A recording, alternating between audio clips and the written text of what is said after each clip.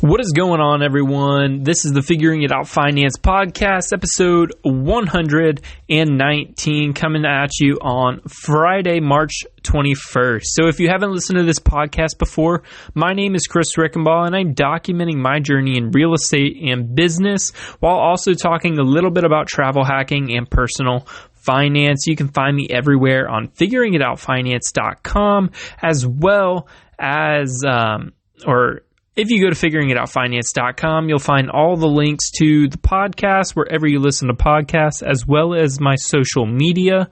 So on social media, I post pretty much daily or on the weekdays about, what I'm doing, things I'm learning, different situations that come up.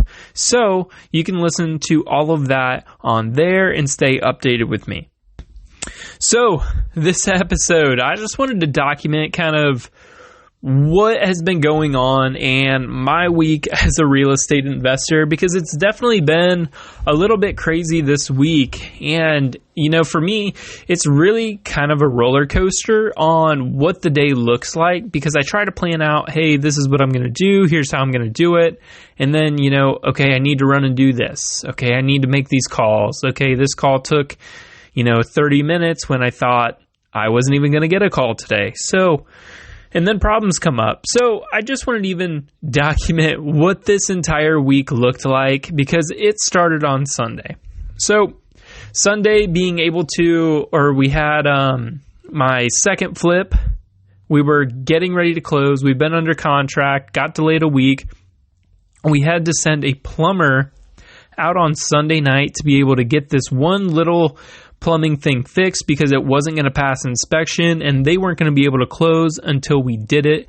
So got that done Sunday night and was finally able to sell that house on Monday. And then putting all the numbers together this week, I'm going to do an entire podcast episode about it, but I lost $21,000 on that house. So it was such a huge learning lesson. And, aside from the money, it's like, yes, I did lose some money in that deal, but it didn't put me completely out of the game. So we're still in it. We still got flips going on, and then have really good partners as well. So that one hurt. I'm going to do a complete podcast episode about what happened and then what we learned from that, because it was such a big learning opportunity, and I could have looked at it in every negative way, but I learned so much from it, and pretty much everything I'm doing now and why I'm doing it is because of how things went on that house, to be able to protect myself, put systems and processes in place, and make sure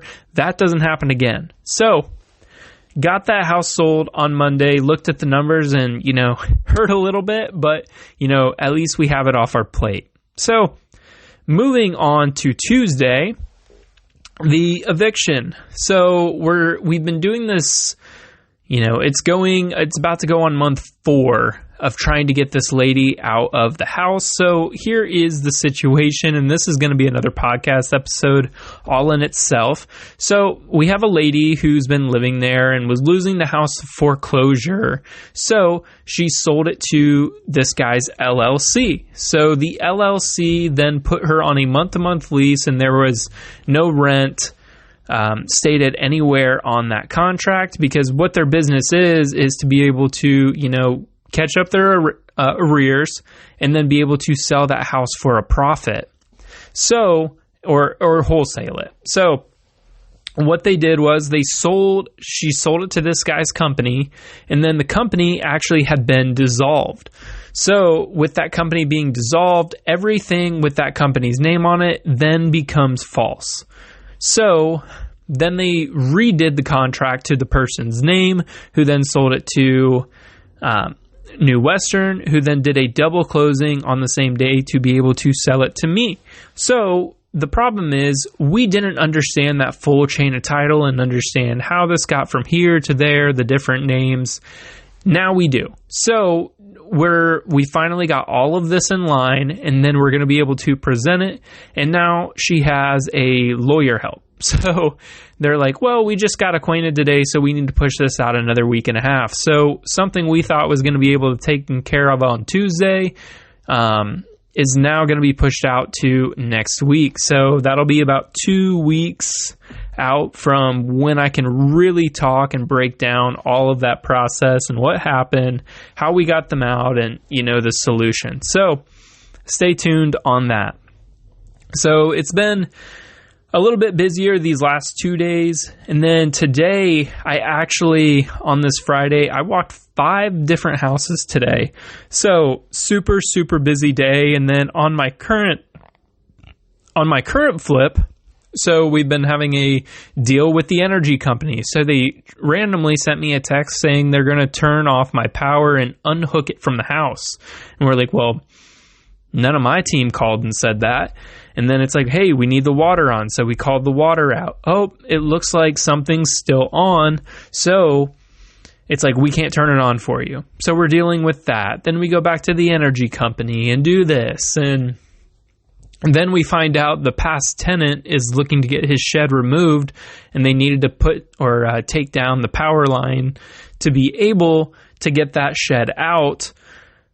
So basically, there was a lot of canceling orders, redoing orders, and now we finally had a lady come out next to us and said, oh yeah, this is what's going on. And we're like, oh my gosh.